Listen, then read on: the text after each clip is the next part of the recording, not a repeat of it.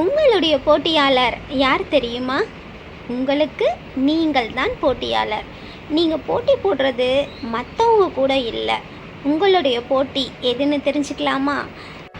நீங்கள் கற்றுக்கொள்ள தவறிய அறிவு, ஒரு நாலேஜ், அதை நீங்கள் மிஸ் பண்ணியிருப்பீங்க, அதை கற்றுக்காமல், அதுதான் உங்களுடைய போட்டியாளர்.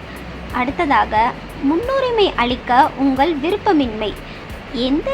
எது எது முக்கியமாக இருக்கோ அதுக்கெல்லாம் நம்ம முன்னுரிமை கொடுக்காம தேவையில்லாத சில விஷயத்துக்கு நம்ம ப்ரிஃபரன்ஸ் கொடுப்போம்.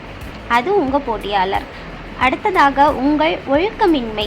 நம்ம ஒழுங்காக இருந்திருக்க மாட்டோம், அதுவும் நம்மளுடைய போட்டியாளர் தான். அடுத்தது, உங்கள் கவனச்சிதறல்கள்.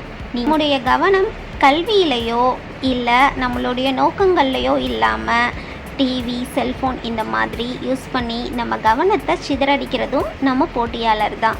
அடுத்தது, நம்முடைய சின்ன சின்ன கெட்ட பழக்கங்கள், எந்த கெட்ட பழக்கமாகவும் இருக்கலாம், அதுவும் நம்முடைய போட்டியாளர் தான். அடுத்ததாக, சுய சந்தேகம். நம்மளால் முன்னேற முடியுமா, நமக்கு இதெல்லாம் வரவே வராதுன்னு நினைக்கிறதும் நம்ம போட்டியாளர் தான். நம்முடைய ஒழுக்கமின்மை, கவனச்சிதறல், நம்மளுடைய சுய சந்தேகம், கெட்ட பழக்கங்கள், நம்மளுடைய அறிவு எல்லாமே நமக்கு போட்டியாளராகத்தான் இருக்குது.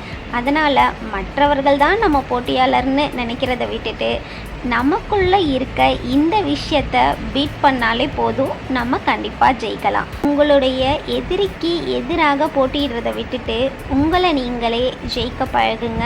கண்டிப்பாக வெற்றி உங்களை வந்து சேரும். நன்றிகள்.